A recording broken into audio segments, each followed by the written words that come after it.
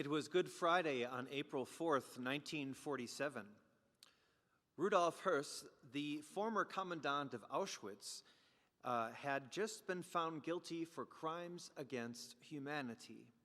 He admitted to overseeing the murder of over 2 million people. Former inmates of Auschwitz asked the court that his execution take place on the grounds of the death camp itself.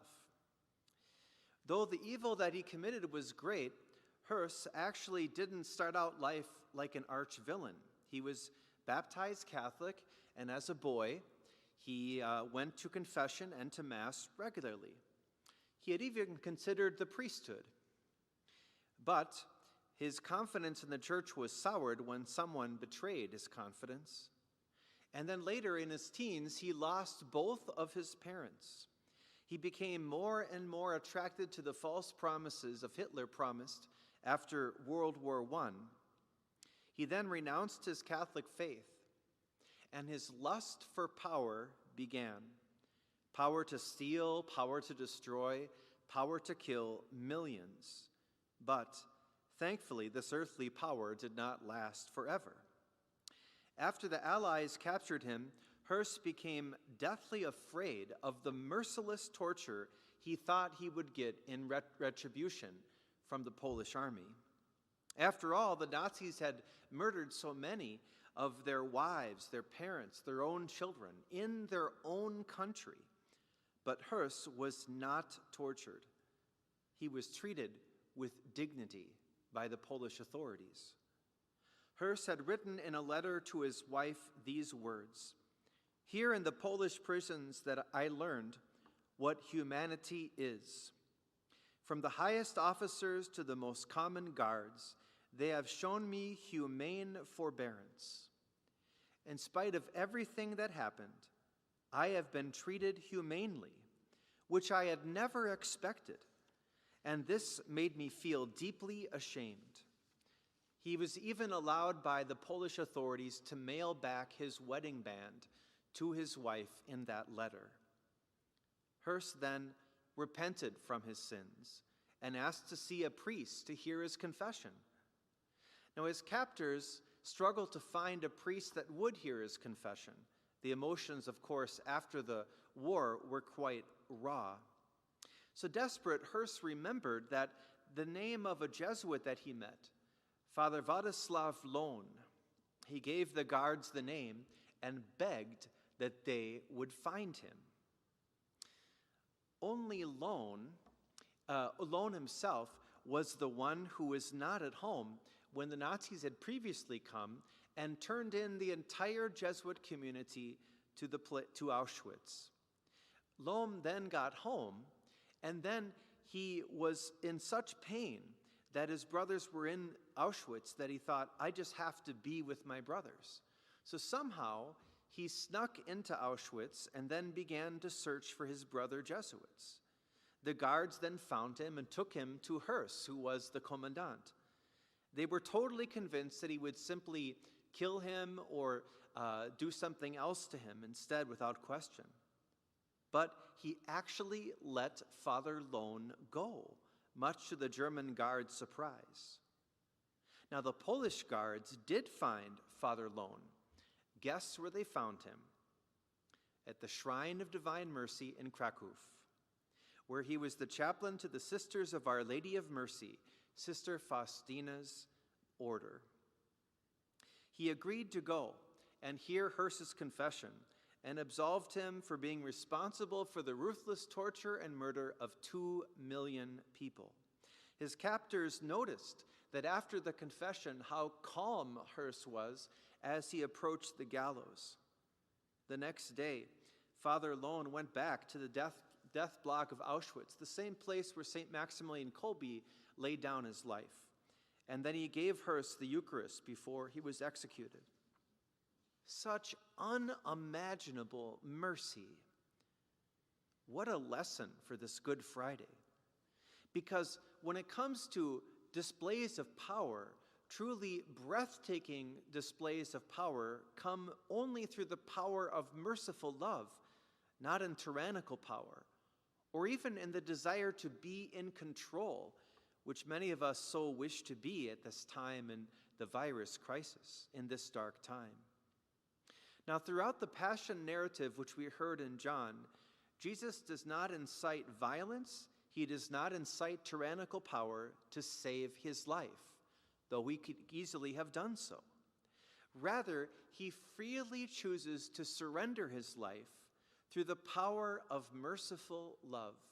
He didn't need to, but he desired to freely surrender his life.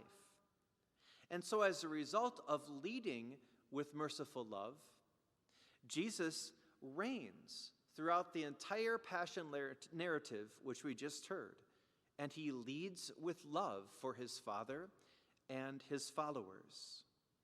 That's how Jesus wields power, through merciful love. So in this Passion narrative, Jesus takes the initiative in the garden. He asks soldiers not just once, but twice, "Whom are you looking for?" Then he commands the guards, saving his disciples from execution, "Let these people go." So he lets them go.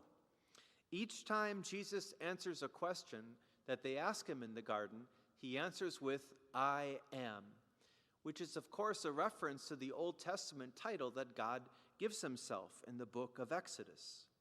And each time Jesus says, "I am," the soldiers kind of turn away and fall to the ground with such a powerful manifestation of his divinity.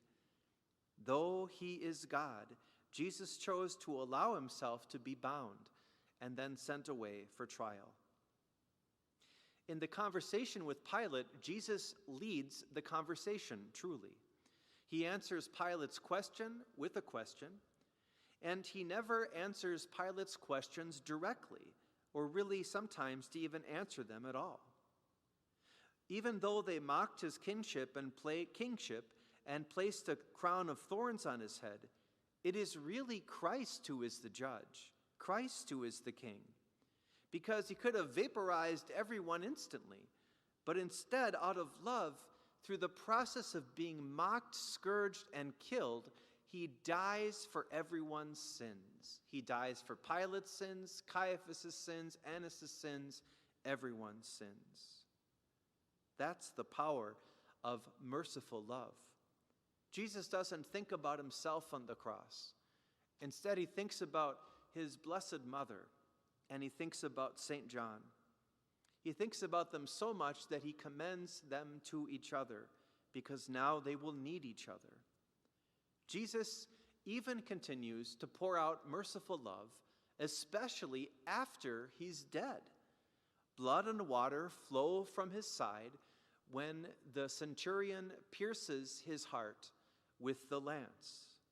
It's almost as if the more that Longinus, the centurion, pierces Jesus' heart, the more that he plunges the spear in, it's not as if more anger from God comes out, but more mercy comes out. The more we hurt him, the more he loves us.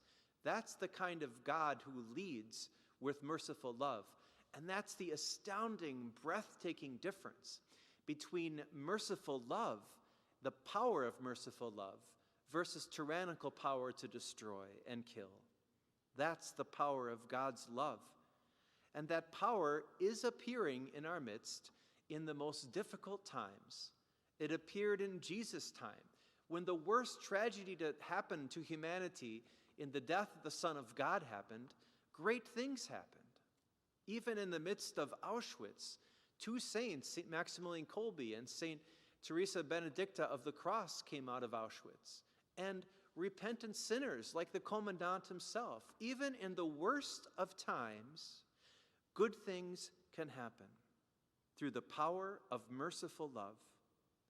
So whether it's in the dark hour of Auschwitz, the dark hour of Jesus' crucifixion, or the dark hour of this virus, the darkness has not overcome the light.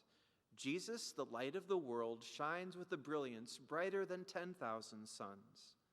And especially in this hour, the hour of divine mercy, we'll remember that God's love will always triumph over the powers of darkness, and he will always take our breath away with the beauty of his merciful love. Shortly, you'll be receiving, if you subscribe to our flock note service, the Divine Mercy Novena, which starts today. Of course, a novena is 9 days of focused prayer, and we're focusing on getting ready for Divine Mercy Sunday. But we start at a most fitting beginning, where mercy flows from the side of Jesus, from his pierced heart, to us and to the entire world. We'll also send a guide that explains how to pray the Divine Mercy Chaplet as well. Jesus Christ gives us the model for the power of love.